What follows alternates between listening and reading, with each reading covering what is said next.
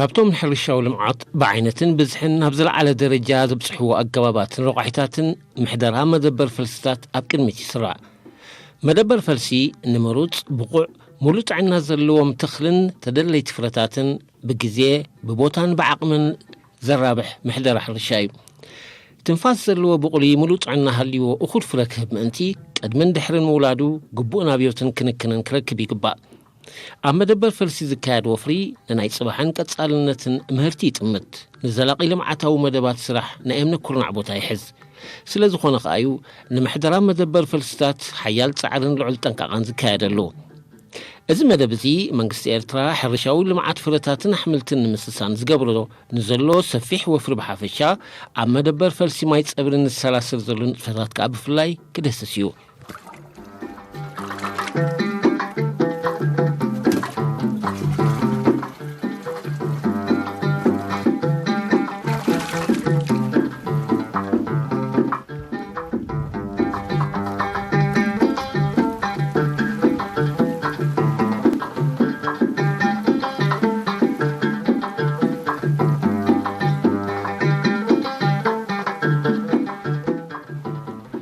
كاب كتما عدخولا 25 كيلومتر رحيقات تركب مدبر فلسي ماي صبري ننويح عمتات كم مدبر فتنن مرمرن بعبيو دما مباسحتي مورج فلسطات كوينة تسرح صنيحة أمودات عمر مجزات إيطاليا بإرترا وسن عقمي دروت نطفتات بكوان تنبرت كاب عمتنا بعمت بزدلب تمكرون إذ ركبوا تسيتن مسفحة سفيح سعرتات تخايدو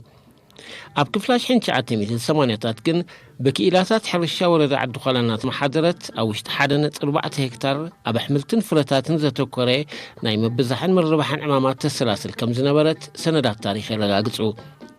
دحرنات نتون نتي أبسرح زنبرت مكرون مسفحن نمل معن ازدفل عليه سعرتات تخايدو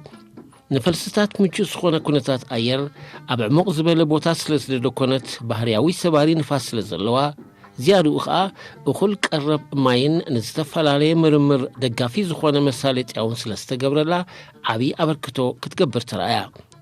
دحر ورار ويانقن كم أبقاقسا كتقصلاي قالتن أكادي كوربوريشن تريتن زرقتن إرترا أتو كبراب أبراهام ماي صبري أب حوصو الله زخوانا بتايزالو تي بهاجر درجة قدام عيد سرع مدبرنا يفلسس سينيرو عزيز تداخمو أبتست حتى درجة وديقو والكسبعتيو بزي زغاني فلسن والكم ترايحي زمان خصانعو نقعو قوة وحيلي يوم دولو بخم إيو خيص عنيحو نحن هجي نرجع خلاي عامتنا غيرنا لنا خم نركبو زي أتي فلسي حوس مقصلة زغانة دهوري قلتي فيتي أتكلتي زعبي مسكمزي أمو ناي ماي صقام يقولون بس كله بلج عتاتو أتي ناي فلسفة مفلاس مسرح أو نزل على درجة نهنقص لين حزنا دلنا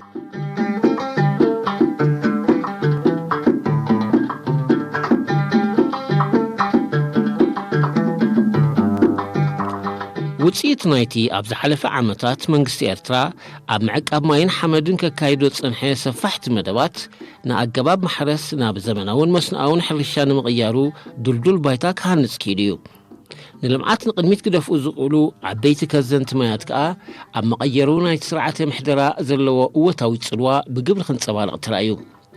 هزبي بحفشا حرستوتك أب فلاي أب معك أب ماي العلم النقاحن درخيتن بمركابهم أب نفسه وكف من محدار كبابيتاتن عدساتن ون ما أكلتن أشتن ديقاتاتن رحياتاتن تسريحنا نسرح اللوان كموت سيتوقع أب إرترا بحفشا ويقلالسا ልምዓት ጀራዲን ኣሕምልትን ፍረታትን ብማኢት ሚእታዊት ክዓቢ ክኢሉ እዩ ዓመት ሙሉእ ክለምዑ ዝኽእሉ ጀራዲን ትሕቲ ዲጋታት ሰሲኖም ኣብ ትሕቲ ዲጋ ዝካየድ ልምዓት ጀራዲን ኣብ ኣሕምልቲ ከይተሓፅረ ናብ ክቡር ዋጋ ዘውህብ ፍረታት ንምስግጋር ከዓ ሓያል ስራሕ ይካየድ ኣሎ ካብ ኣውራ ዕማማት ኮርፖሬሽን ዝራእትን ጥሪትን ኣብ መደበራት ፈልስታት ከዓ ንሓረስቶት ምሩፅ ፈልስታት ብምዕዳል ነቲ ስነ ሕርሻ ናብ ዝለዓለ ደረጃ ንምብፃሕ ምዃኑ ክኢላታት ስነ ኣሕምልትን ፍረታትን ይሕብሩ ሕጂ ብሓፈሻ እቲ ቀዳማይ ዕላማ ናይ መደብ ናይ ማይ ፀብሪ ፕሮዳክሽን ወይ ከዓ ፍርያት ኣፍሪካ ንመሸጣ ኣይኮነስ እቶም ኣብዚ ዘለዉ ኣገራብ ንምባዝሕን ንምዋሰብን ኢሎም ዝተተኽሉ እምበር ንመሸጣ ወይ ከዓ ንረብሓ ኢሎም ዝተገብሮ ኣይኮነን እቲ ቀዳማይ ዕላማ ማይ ፀብሪ ዝተበለሉ ንመደበር ፈልሲ ሽዑ 2019 መደበር ፈልሲ ጀሚርናዮ ሽዑ ኣራንሽን ማንጎስን ቁርቡን ዘይትቡን ፓፓዮ ክንፍልስ ጀሚርና ስዋ ፍሊስና እቲ ዝነበረ ፈልሲ መብዛሕትኡ ናብትናትና ሃጓፍ ነበረና ንመሸፈኒ ወይ ከዓ ንመተኪ ተጠቂምናሉ ካብኡ ዝተረፈ ግን ሓረስቶት ክንሕግዞም ኣለና ስለ ዝተባሃለ ሸው ናብ ሓረስቶት እውን ከም ሓገዝ ዓይነት ተሸይጡ ማለት እዩ መሸጣ ክበሃል ኣይክእልን እዩ ኣዝዩ ስማዊ ክፍሊት እምበር ክፍሊት ኣይበሃልን ብኸምኡ መሰረት ከዓ ዝተፈላለዩ ሓረስቶት ከዓ ካብዚ ማይ ፀብሪ ሂብና ወይ ከዓ ዓዲልና ማለት እዩ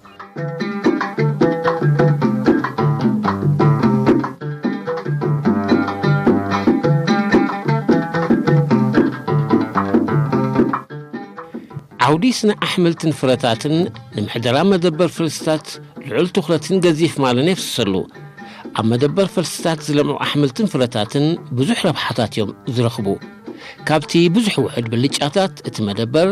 ባህርያዊ ተጻብኦታት ከም ብርቱዕ ዝናብ መሪር ቀዝሒ ደርቂ ህበቡላ ንፋስ ባልዓትን ሕማማትን ክከላኸለሎም ይኽእል ፈልሲ እንዳገበርካ ህዝቢ ብዝለዓለ ደረጃ ከመይ ገይሩ ተጠቃሚ ይኸውን ከመይ ገይሩ የልምዕ ናይ ብሓቂ ከመይ ገይሩ ነብሱ እንተኽኢሉ ከዓ ሃገር ትኩሉ ፍርያት ይፈርስ ስለ ዘሎ እሞ ነቲ ሓረስታይ ዝምዝምዙ ነገራት ነቲ ሓረስታይ ዘሸግርዎ እንታይ እዮም ከም በዓል ዘርኢ ድኽዒ መድሃኒት ዝኣመሰሉ ኣዝዮም እዮም እንዳሃሲቦ ትራንስፖርት ምስ ወሲኽካ ነዚኦም እንድሕር ዳኣ መንግስቲ ክቐርበሎም ክኢሉ እቲ ሓረስታይ ነፃ ኮይኑሎ ማለት እዩ ብኡ መጠን ከዓነ ናብቲ ህዝቢ ዝቐርብ ፍርያት ብርትዕ ዋጋ ስለ ዝመፅእ መንግስቲ ነዚ ብዝለዓለ ደረጃ እዩ ዝሰርሓሉ ዘሎ ሕጂ ብኸምዚ መንገዲ እዚ ሃገር እዚ ኣብ ዝሓፀረ ግዜ መሰረታዊ ለውጢ ከም ዝመፅእ ዘጠራጥር እየ ኣብ ክልተ ቦታ ስራሕ ተኸፊላ ንጥፈታት እተሰላስል መደበር ፈልሲ ማይ ፀብሪ ኣብ ዝሓለፈ 3 ዓመታት ብዝተኻየደ ናይ ዳግም ሕውየት ስራሓት ኣብ ፈልሲ ገረብ ፍረታት ኣራንሺ ማንጉስ ፓፓዮን ብሓፈሻ ኣብ ካልኦት ፍረታት ከዓ ብፍላይ ሰፋሕቲ ፃዕርታት ኣብ መክያ ትርከብ ዛጊት ልዕሊ 10,000 ፈልሲ ኣራንሺ ልዕሊ 20,000 ማንጉስ ብውሕድ ቁፅሪ ኣናናስ ዝንጅብል ዘይትሁንን ካልኦትን ድማ ኣብ መልማዕ ትርከብ ካብ ኣውራ ንጥፈታት ናይቲ መደበር ፈልሲ ከዓ መስርሕ ምውሳብ ምሩፅ ዓይነት ፍረታት እዩ እቲ ኣብ ሰረተ ጉንዲ ዝካየድ መስርሕ ምብዛሕን ምርባሕን ከዓ ነቲ ኣብቲ ከባቢ ክካየድ ፀንሐ ሕርሻዊ ልምዓት ርኡይ ለውጢ ከምፅኣሉ ከም ዝተረኣየ ላዕለዋይ ክኢላ ኣሕምልትን ፍረታትን ኮርፖሬሽን ጥሪትን ዝራእትን መንእሰይ ዓወት ተስፋ ይሕብር ማንጎስ ከመይ ጌርካ ይዋሰብ እንድያ መጀመርታ እዚያታ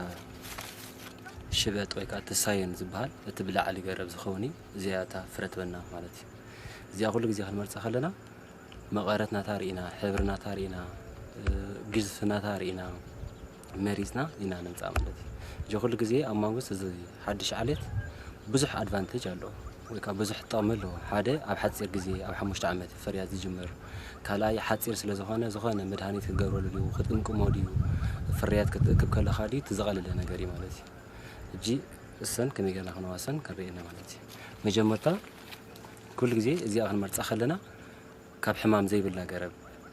ብኩሉ ነገራ ዝተመርፀት ዝኾነት ገረብ ኣምፂና ንመርፃ ማለት እዩ እዚኣ ምስ መረፅና ሽዑ ነዚኣ ብክልተ ሸነኻ ኢና ንፀርባ ማለት እዩ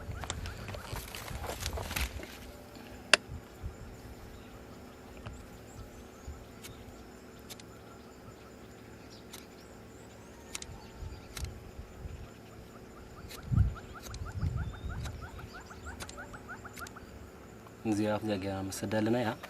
إذا سرت قند تبهر كا لك مسا رقدن تمساسال كونا لو مالتي نزيا شو كزيل علي نزيا نورصا نزيا مسكورتنا يا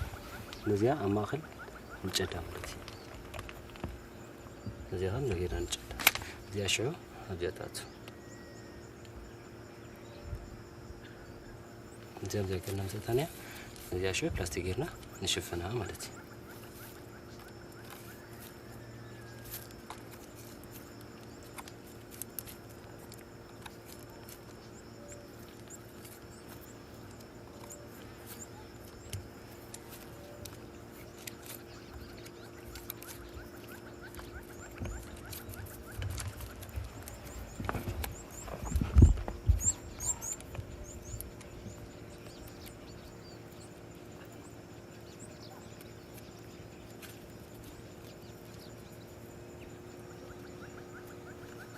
شوف زي كنا نواسبها مالتي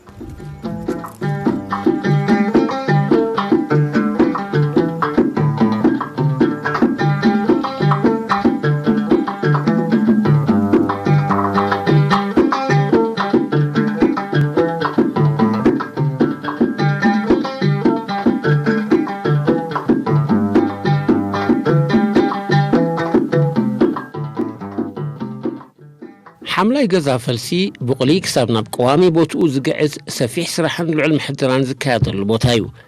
بزيت فلاليك الصن عقنطنا نقراتن زدلالو حملة جزا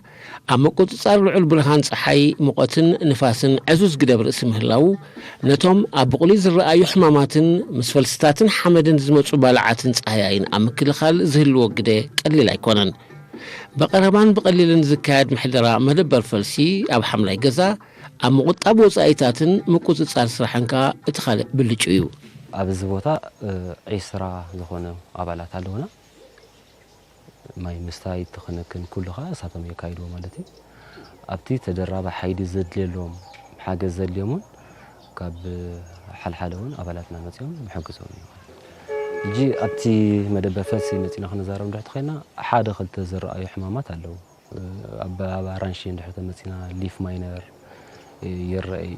وكال زم أورنج دوغلايم دبهالو حسخا نتقوص اللي زبلعوه ونالو ساتم يرأيهم ساتم تملكتات كان رأخلنا مدهانين ندورو لينا أنقوش ناي سالاسا شحي زغوون فراتات كستاق ذريقنا لنا أرانشي يجي علو غطلي دلن دا غطلي يزارو دلو كباب عسرت شح بس يحلو مدبنا قن أتي مانغوس إذا حجنا فريزا لنا زيت داقلة نزر يكون تفرناتو زي بلدن وبلو مالتي وخمزة دقة تفرز بحبيت قراب كاو زفري نتي خباب التصور نابنة رانشين ده حرقتول كنكاس قبل نرجع خاص سايت قبل مخناتو نرجع نتي زخون نجر نايت خباب تصاويرة تاقوندل غتقصل تخل سلازي إذا مانغوس كا ساعت خون كم أصله دخان حج غروب أتي أم كابناي تفرع يو ناب سلاسة شح قصو دريت النمبر كم مدى ناب 500 شح كنا عبي مدى بنانيرو غاد سالقن كم مدى تتحيز الرحلوس لازلو كابنتي مانغوس كتفرع أبقى لهم علاتات أو عيلكاتين فرع كتخلن مرات كم أصله دخان هجزي بعب مدى بنحجنا زلنا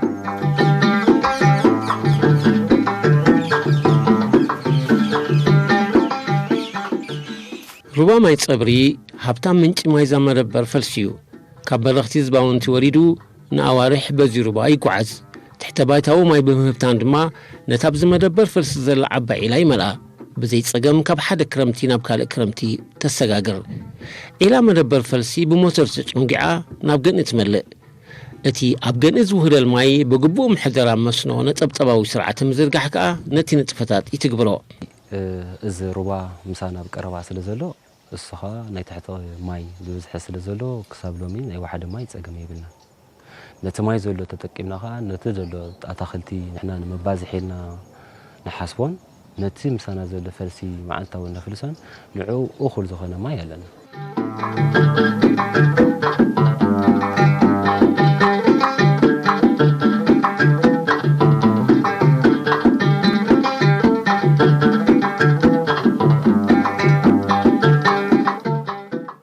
ከባቢ ሕርሻዊ ልምዓት ዝድኮን መደበር ፈልሲ ኣብ መስፋሕ ዓይነትን ብዝሕን ብቑዕ ፍረታት ልዕል ግደ ኣለዎ በመንጽር ቦታ ኩነታት ኣየርን ቅርብ ማይን ካልኦት ማዕድናትን እንታይ ዓይነት ፈልሲ ገረብ ክትተክልን ከለምዕን ከም ዝኽእል ብቐረባ ክፍለጥ ይሕገዝ ንጽህናን ክንክንን መደበር ፈልሲ ካብቲ ብዙሕን ወሳንን ረቋሒታት ሓደ እዩ ሓረስቶት ሞያዊ ምኽርን ሓገዝን ክረኽቡ ይኽእሉ ኣብዚ ከባቢ ዝርከቡ ሓረስቶት ናይ ነዊሕ ዓመታት ተመክሮ እኳ እንተለዎም ኣብ ኣራንሺ ናይ ምውሳብ ተመክሮ ደኣምበር ኣብ ማንጉስ ጸንሖም ክእለት ኣዝዩ ትሑት እዩ ኣብዚ ቦታ እዚ ዝተፈላለዩ ንምውሳብ ዝሕግዙ ዓበይትን ምሩጻትን ኣግራብ ኣለዉ ንሕና እቲ ምውሳብ ክነካይድ ከለና ካብቲ ኣብዛ ዓዲ ዘለና ዓሌታት እቲ ዝሓሸ ወይ ከዓ እቲ ዝበለጸ ዓሌት ኢልና ዝመረጽናዮ ብተጸዋርነት ድዩ ብመቐረት ድዩ ብሕብሪ ብኹሉ ነገሩ እዚ ከዋጽእ ክእል ወይ ከዓ እዚ ውጽኢታዊ ዝብልናዮ ዓሌት መሪጽና ኢና ንዋስብ ማለት እዩ ኣብ ኣራንሺ እቲ ምውሳብ ዳርጋ ኩሉ ሓረሳ ይኽእሎ እዩ ኣብ ኣራንሺ ኣብ መንጎስ እንድሕር ተመጺና ግን ኣብዛ ዓዲ ብሓፈሻ ናይ መንጎስ ምውሳብ ባግራውንድ ወይ ከዓ ቅድሚ ሕጂ ስለ ዘይነበረ ሕጂ ንሕና እቲ ምውሳብ ንጅምር ኣለና ማለት ቀዳማይ ሽግር ኣብ ሓረስቶት ብሓፈሻ ጸገማት ኮይኑ ዘለኻ ምሩጽ ዝኾነ ዓሌት ክረኽቡ ብቐረባ ክረኽቡ ኣይክእሉን እጂ ነዚ ጸገም እዚ ንምፍታሕኻ ንሕና ብዝከኣለና መጠን እቶም ምሩጻ ዝበሃሉ ዓሌት ወይ ከዓ እቶም ሓረስቶት ከድምዕሎም ዝኽእሉ እሳቶም ኣብ ምፍራይ ንርከብ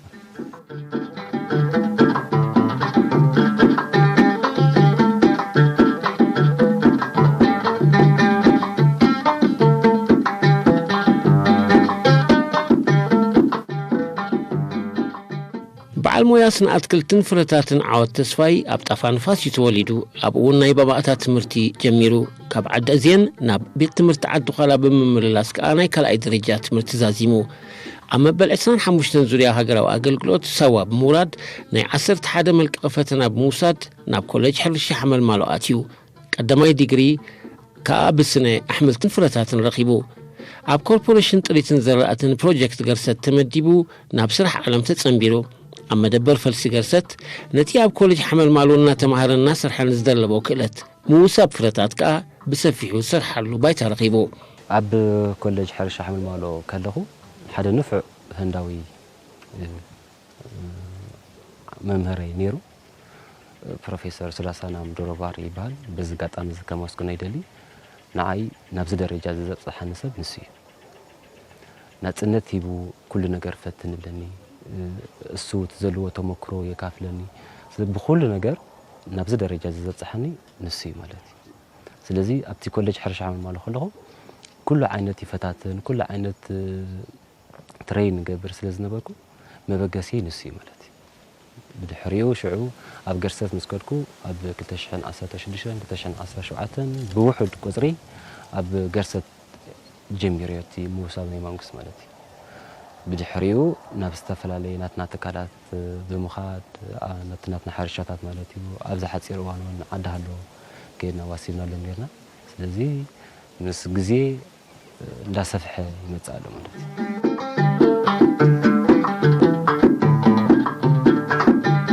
ብዒስራ ቀወምቲ ኣባላትን ተወሰኽቲ ጊዜያውያን ሰራሕተኛታትን ልምዓታዊ ንጥፈታት እትሰላስል መደበር ፈልሲ ማይ ጸብሪ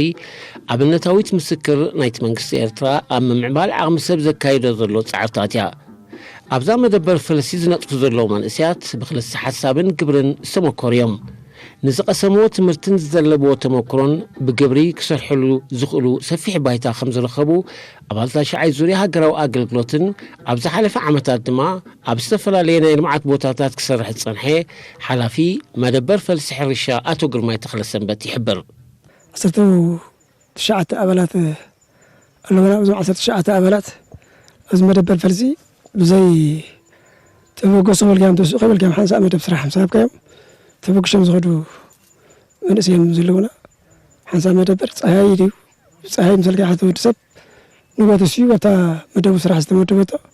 ተመዲቡ ይኸይድ ተማይ መሳይ ከም ዝረኣኹም መፀናዖም ከስቲ ዝደለየ ሰብ ከዓ ተመዲቡ ይፈሊጥ ዋይታ መደቡ በታ መደቡ ይኸይድ ኣብ ታሕተዋይ ዝረኣኹም ከዓ ኣብዚ መናይ ሞተር ከዓ ኣለውና ተስተኸፍሉ ሰባት ከዓ ኣለዋ እሶም ከዓ በታ መደቦም ከዓኒ ከይዶም ኣብታ ስርሖም መደቡ ኣብ ዝደሎ መንእሰይሲ ብዘይ ተስኡ ዝኸይድ መንእሰይ እዩ ኣለዎ ሙሉእ ተገዳስነት ኣለዎ ሙሉእ ንፋዓት እዮም كم تستوهبون ميانا ساقبرو دفعتهم كلهم سمياهم سكبتم يوم سميا تبع لهم زهدوا سايزلو أنا ميانا بنسرح زبال كنت أقول لي بلهم لا تيلم تقبلهم ولو بسكبتم يوم مسؤول جزيء سبعة ستفهم سرح زلو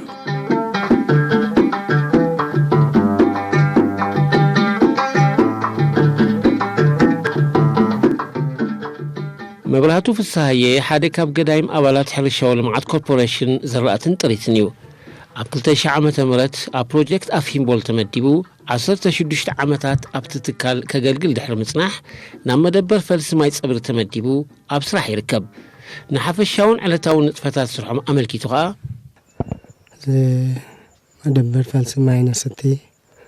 መተረን ውላዕ ንኩስኩስ ገለ لا زي مثل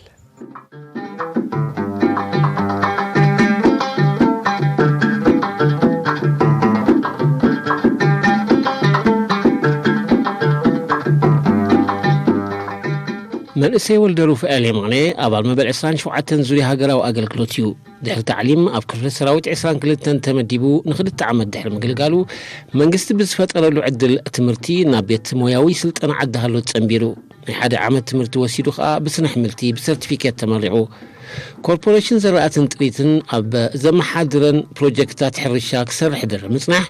ኣብ 2019 ናብ መደበር ፈልሲ ማይ ጸብሪ ተቐይሩ ኣብ ምስራሕ ይርከብ ኣብዚ እዚ ትሪእዎ ዘለኹም መደበር ፈልሲ ንህለ ብዓብዪ ኸዚ ታሕቲና ንህናይ መዋሰቢ ግረይን ኣራንሺ ለሚን ማንጉስ ኩሉ ነዚ ንምክትታል ማለት እዩ እዚ ኣብዚ መምጢና ምክንያት ካን እዚ ትሪእዎ ዘለኹም ካኒ ኣብዚ ኣራንሺ ሎ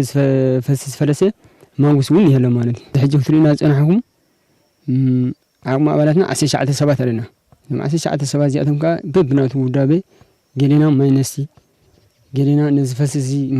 ማይ ምሳኔ ተዓብዪ ገረብ እውን ኣሎ ካልእ እውን ኣብ ፀሃያይ ድዩ ነዚ ፈልሲ እዚ ማለት እዩ ኮስኳስ ብዓብዪኡ ኩሉ ካንሸሎታት ምክትታል ነዚ ንብሙሉ ኣብ ግምት ኢትካ ማለት ዚናትካ ዚናተይ ዘይኮነ ነፍሲ ወከፍና ኣነ ነዚ ኣውዲአ ነቲ ሓንቲ ስራሕ ከኣኒ ነቲ ሓደ ብፃይ ከዓ ከይደ ከዓ ይሕጉዞ ማለት እዩ ስለዚ ነስራሕ እዚ ንክትብሎ ከለካ ማለት ገፊሕ ቦታ እዩ ጌና ንብሕጂ እውን ኣብቲ ስራሕ እንድሕር መደባት እንድሕር ተሰሪዕካ ማለት ዝመፅእ እንታይ ባህላዊ ሰፊሕ መደባት ኣለዎ ማለት እዩ እዚ ናይ መጀመርታ ይንህለ ስለዚ ነዚ መፅእ ግዜ ከኣኒ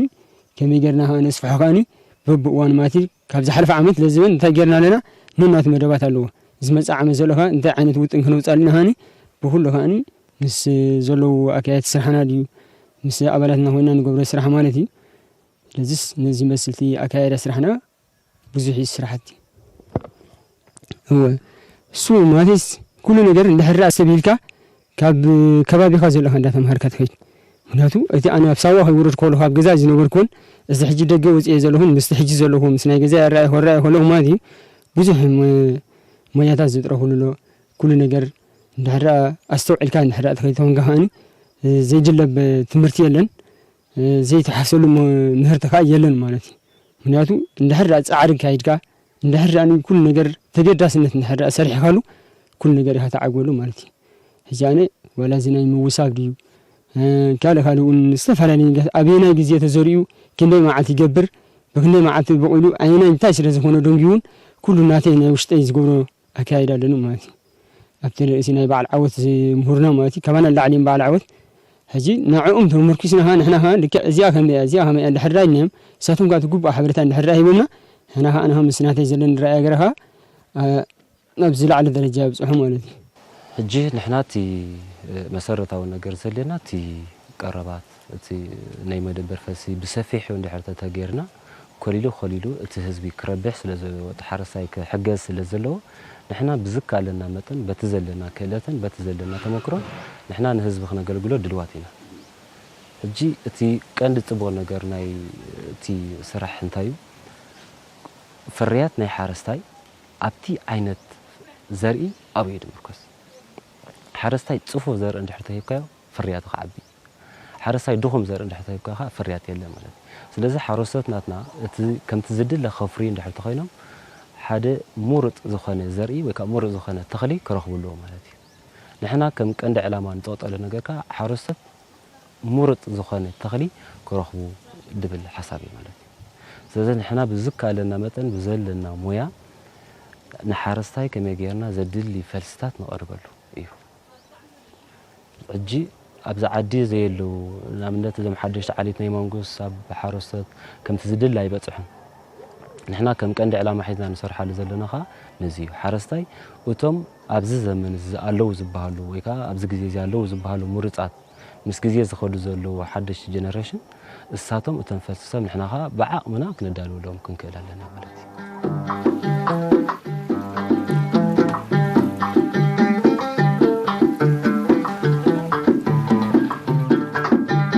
إذا خبركم تخطاتلتي أبز سعب كفال نايز مدب عمر بر فرس ماي صبري فلسو لم يعمل نفس فلالي بوتاتات زقعزون وتسيتومن تتكامنت نايز مدب بر فرس زغونو حرستوت أب حرشاو لمعات زفتر اللوم عدلات سرحان بمتكوار أب قوي تعبر يكاد نزلو سفيح ناي مقرب فرتات سرح زملكات تحسو كنقرب لكم هنا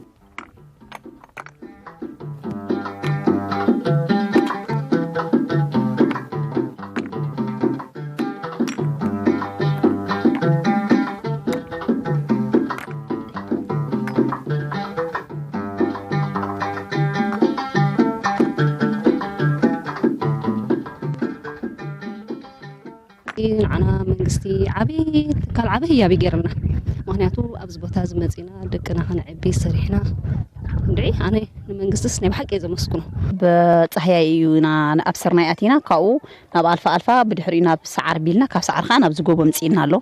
بزجوب خازلا إنا دلنا حجي ولا حتين بحج خمان زم تعلنا صراحة كن مكتينا إحنا ختم تقولنا صراحة ندلي ترى كاب صراحة دو كن بدنا سخان نجر كقول لنا دين دلنا إحنا نحرم تيهم لنا قرباتنا نسرح خمان كنا سبي حجر الله خنيز بي كنا كل عود كنا عبيتي عنقل له زغا